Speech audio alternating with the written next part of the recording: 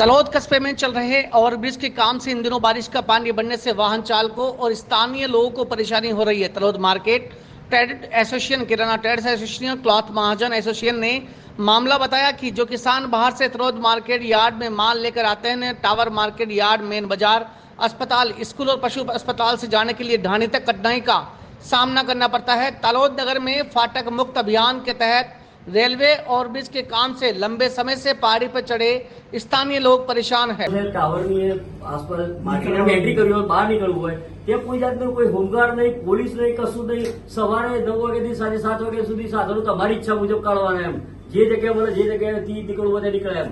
એની સુવાદી વ્યવસ્થા નથી કે આ બાજુ વાળો આ બાજુથી જાય ને આ બાજુ વાળો આ બાજુથી જાય એમ, કે કોઈ ટ્રાફિક કંટ્રોલ કરતું હોય। સાહેબ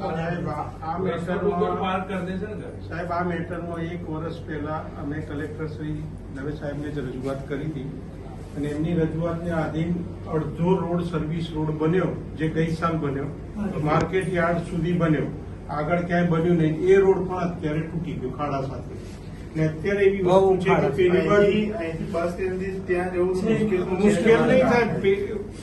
પેલી બાજુ માર્કેટના પુલની પેલી બાજુ રહેવા પોતાની દુકાને આવતું નથી। આ વચ્ચે તો ટુ વ્હીલર સાહેબ પેલો જે એક લોખંડનું મૂકે છે ને કે જે નાના વ્હીકલ 4 વ્હીલર જઈ શકે, યારે બી મોટો બની દીધું હતું। ટ્રકો રોંગ સાઈડ આવતી હતી, એ પછી બહુ વિરોધ તો બહુ રજૂઆત કરી સાહેબ, મેં કલેક્ટરમાં રજૂઆત કરી હતી, ત્યારે પાછો એ એંગલનો તોડી નાનો કર્યો। બાકી તો ટ્રકો ડિવર સાઈડ આવતી હતી, આવ્યા આ રોડ ઉપર આવતા હતા।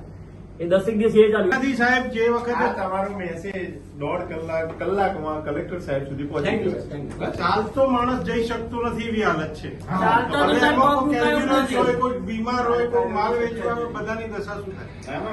કારણ કે અમારો સ્ટાફ આવતો ને, કારણ કે અમે ગઈ વખતે સાહેબ રજૂઆત કરી હતી ને, કલેક્ટર સાહેબ ખુદ ચાલતા હતા,